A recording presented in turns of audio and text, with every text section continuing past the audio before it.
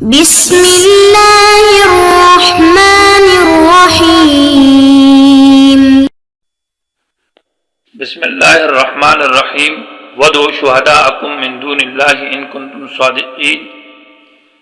یہ سبق نمبر 69 ہے اور آیت نمبر 23 کی کچھ تشریح اور اس کے بعد فَإِن لَّمْ تَفْعَلُوا آیت نمبر 24 پر کلام ہوگا۔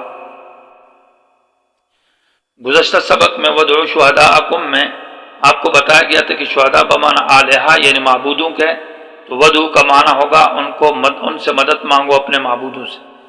اگر شہداء بمعنی علماء کے ہو تو پھر وَادْعُوا کا معنی بلانا ہے اور گواہ کے بھی ہو۔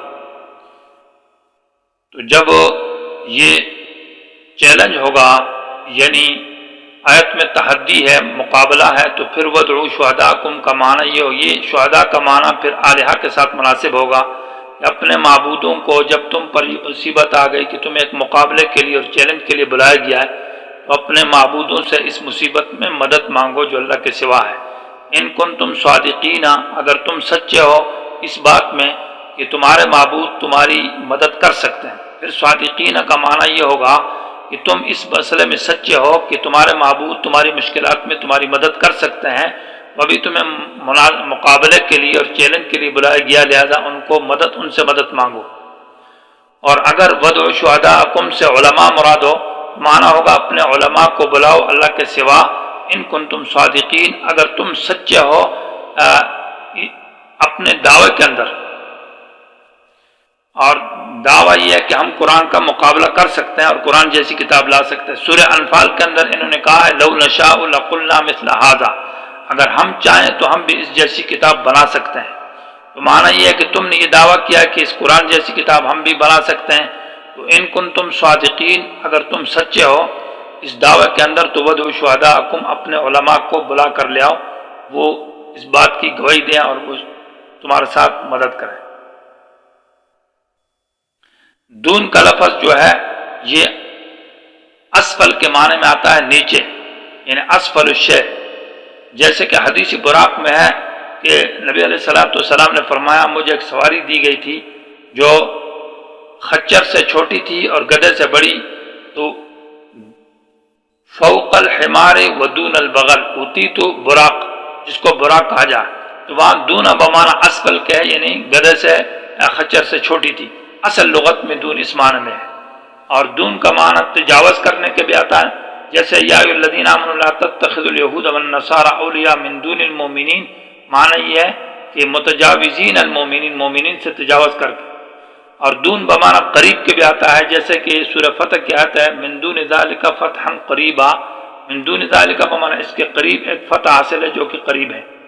اور دون بمعنی ادنا گھٹیا کے بھی آتا ہے، اور دون قبل کے معنی بھی آتا ہے، سورہ حامیم سجدہ آیت نمبر 21 کے اندر ہے۔ اور دون بمعنی عام طور پر سوا اور غیروں کے آتا ہے، جیسے کہ اس آیت کے اندر ہے شہداءکم من دون اللہ، اللہ کے سوا اور غیر۔ سوال یہ ہے کہ دون اسفل کے معنی میں ہے اور یہاں مراد غیر اور سوا کے ہے، تو خود لفظ غیر اور سوا کیوں استعمال نہیں کیا؟ تو جواب یہ ہے کہ مشرکین کے عقیدہ کی طرف اشارہ کیا گیا ہے کہ مشرکین کا عقیدہ یہ ہے کہ جن کی عبادت کرتے ہیں وہ اللہ کے برابر نہیں سمجھتے، اللہ کے نیچے سمجھتے ہیں، اللہ کے پیارے اور لاڈلے سمجھتے ہیں۔ تو دون میں اس معنی کی طرف اشارہ ہے کہ وہ اللہ کے سوا بھی ہیں اور اللہ کے نائب ہیں، اللہ سے نیچے ہیں، تو اس لیے کہا وَادْعُوا شُهَدَاءَكُم مِّن دُونِ اللَّهِ إِن كُنتُمْ صَادِقِينَ۔ اگر آیت کا حاصل ترجمہ یہ ہوگا وَإِن كُنتُمْ فِي رَيْبٍ، اگر ہو تم فی ریب شک میں، مما اس کتاب کے بارے میں، نزلنا جس کو ہم نے اتارا علی عبدنا اپنے خاص بندے پر یعنی محمد صلی اللہ علیہ وسلم پر، فاتو بصورت، تم لے آؤ ایک صورت، ایک مضمون، من مثلی قرآن جیسا، سچائی میں اور ہدایت کاملہ ہونے میں اور فصاحت اور بلاغت میں۔ اور وَادْعُوا شُهَدَاءَكُم، اس کام کرنے میں اگر تم خود کمزور ہو تو میدان مناظرے میں توسیع کے لیے یعنی وسعت پیدا کرنے کے لیے ساتھ کہا کہ وَادْعُوا شُهَدَاءَكُم، اپنے علماء کو بھی بلاؤ یا مدد مانگو اپنے آلہہ سے، من دون اللہ جو اللہ کے سوا ہے، ان کنتم صادقین، اگر تم اس دعوے میں سچے ہو۔ ان کنتم صادقین فی الدعویٰ، اگر تمہارا یہ دعویٰ ہے کہ اس قرآن جیسی کتاب ہم لا سکتے ہیں، تو پھر اس صورت میں ان کنتم صادقین متعلق ہوگا فاتو کے ساتھ، یعنی فاتو بصورت ان کنتم صادقین فی الدعوہ. اور اگر ان کنتم صادقین کا معنی یہ ہے کہ ودعو کے ساتھ لگاؤ کہ تم اس بات میں سچے ہو کہ تمہارے جو معبود ہے وہ تمہاری مدد کرتے ہیں، اس میں تو پھر یہ ان کنتم صادقین ودعو کے ساتھ لگے گا، یعنی اپنے الہا کو بلاؤ ان کنتم صادقین اگر تم سچے ہو اس بات میں کہ تمہارے الہا تمہارے ساتھ مدد کر سکتے ہیں. فَإِن لَّمْ تَفْعَلُوا، یہ آیت نمبر 24 ہے، اس کے اندر تخفیف کا ذکر ہے. اس بات الصدق رسول کے بعد اور مسئلہ بیان کرنے کے بعد کچھ لوگ مسئلے کو مانتے ہیں اور کچھ نہیں مانتے. جو نہیں مانتے ہیں تو ان کے لیے تخفیف یعنی عذاب کا ذکر ہوتا ہے کہ آخرت میں سزا ملے گی، اور جو مانتے ہیں تو بعد والی آیت میں مبشر میں ان کے لیے بشارت کا ذکر ہے. فَإِن لَّمْ تَفْعَلُوا میں فا لایا ہے اور یہ فا تعقیب کے لیے.